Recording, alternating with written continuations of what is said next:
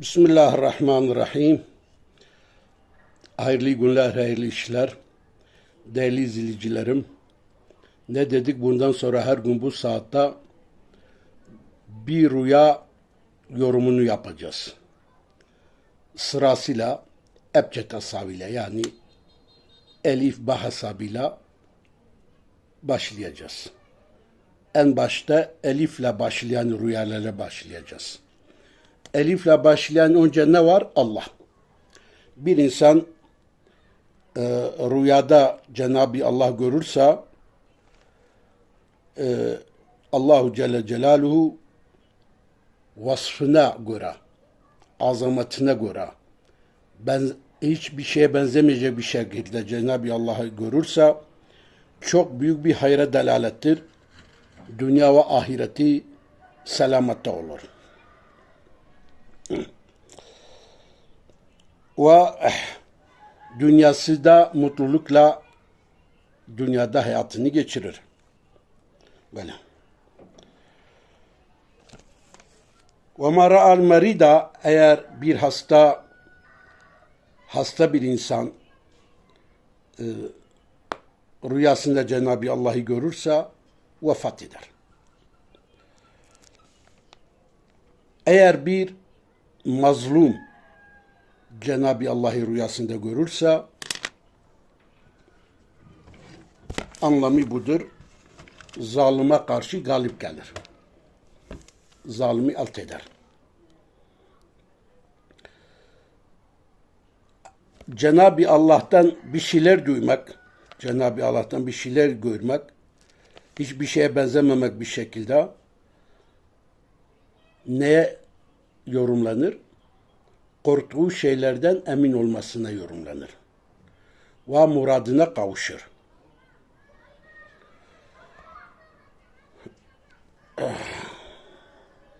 Ve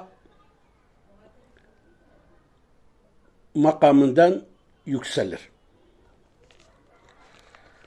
Ve ma ra'a hicabın bima kana aleyhi bid'atın.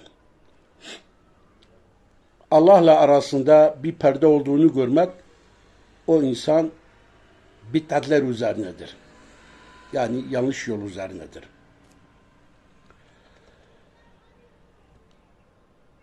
Eğer bir insan Cenab-ı Allah'ın vasıflarıyla olduğu gibi görürse o zaman rüya yorumcuların yorumuna göre yorumlanır. وَمَا رَأَى اللّٰهُ تَعَالَى مُصَوِّرًا فِي مَكَانٍ فِالرَّائِي مِمَنْ يَكْذِبُ عَلَى اللّٰهِ تَعَالَى وَيَنْسِبُ إِلَيْهِ مَا لَا يَلِيقُ بِهِ. Eğer Cenab-ı Allah'ı bir yerde fotoğrafı gibi görürse, yani fotoğrafı yapışmış gibi görürse, bunun anlamı budur ki o insan yalancıdır, dolandırıcıdır.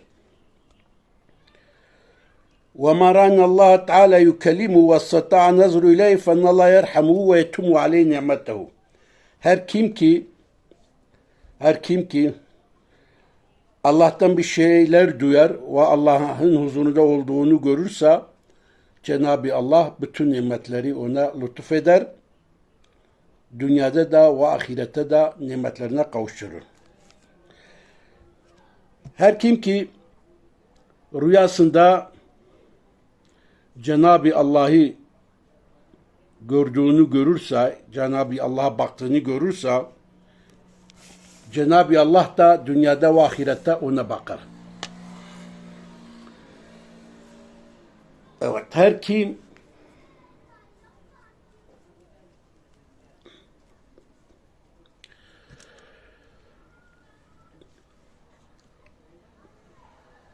kim ki Cenab-ı Allah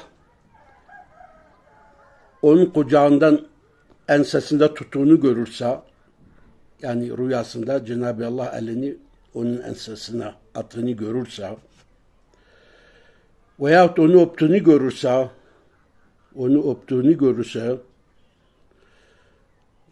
o insan büyük bir sevaplarla kurtuluşa erişir. İstediği ne varsa istediğine nail olur.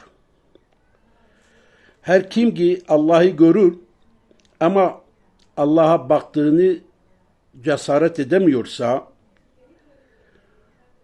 veyahut arş ve kürsi de görüyorsa o insan kendi nefsini hayırlara hazırlamış olacaktır. Evet. Her kim ki Allah'tan kaçtığını görüyorsa rüyasında, eğer abidse ibadetinden vazgeçer. Evet. Her kim ki yumara'ana kâne beyne ve beynallahi teâlâ hicâben fe innehu ya'melul kebâira ve yertekibul esma. Her kim Allah'la onun arasında perde olduğunu görürse o insan demek ki büyük günahlar işliyordur ve günahkar bir insandır. Evet. Evet. وَمَا رَأَى اَنَّ اللّٰهَ تَعَالَى كَلَمَهُ فَنُتَحَذِيرُ لَهُ وَنَهْيُ عَنِ الْمَعَصِيِ. Eğer Allahu Teala onunla konuştuğunu görüyorsa rüyasında, o insan bilsin ki Allah onu tahzir ediyor, yani onu tahkir ediyor, onu günahlardan vazgeçirmek istiyor. وَمَا رَنَوْ يَحْدِسُ اللّٰهُ تَعَالَى فَاَنُ يَكْسِرُ تِلَاوَةِ الْقُرْآنِ. Her kim rüyasında Cenab-ı Allah'la çok konuştuğunu görüyorsa, o insan Kur'an-ı Kerim'i okuyor demektir. وَمَا رَنَوْ يَحْدِسُ وَيَفِمُ كَلَامُهُ فَاَنُ يَسْمُهُ كَلِيمَةٌ مِنَ السُّلْطَانِ الْحَاكِمِ. Eğer bir insan Allah'tan bir şeyler duyduğunu görüyorsa ve anlıyorsa, o insan hükümdarından veya hakimden bir şeyler duyacaktır. Eğer Cenab-ı Allah'la konuşup anlamıyorsa, kâne bihasebi zâlika, demek ki o da Allah'ın dediklerine uymuyordur. وَمَنْ رَأَى Allahu Teala massa ala rasi ve bereke fi fennehu Teala yahussu bi kerameti ve yuqarribu minhu. Eğer bir insan rüyasında Cenab-ı Allah elini onun başına böyle sürüyorsa, onun başının üzerine elini sürüyorsa, bilsin ki Cenab-ı Allah onu kendine yaklaştıracak. وَلَا يَرْفَعُ الْبَلَاءَ اِلَى اَنْ يَمُوتَ. O ölünceye kadar hiçbir bela da görmeyecektir. وَمَرَى تَعَالَى عَلَى سُورَةِ الدَّاءِ اَوْ اَخٍ اَوْ ذُو قُرْبَةٍ وَمَوَدَّةٍ وَيَلْطِفُ. Her kim Allahu Teala ana baba suretinde veyahut bir akraba şeklinde veyahut bir dost şeklinde görürse, Cenab-ı Allah ona bereket edecek, ona bir hastalık peyda olacak, iyileşecek ama o hastalıktan dolayı da büyük bir sevap alacak. وَمَنْ رَانَ اللّٰهَ تَعَالَى أَطْلَعَ عَلَى مَوَاضِعٍ اَوْ فِي بَيْتٍ اَوْ نَزَلَ فِي أَرْضٍ اَوْ بَلَدٍ وَمَكَانٍ فَنَعْلَ يَشْمُلَ ذَٰلِكَ الْمَكَانِ.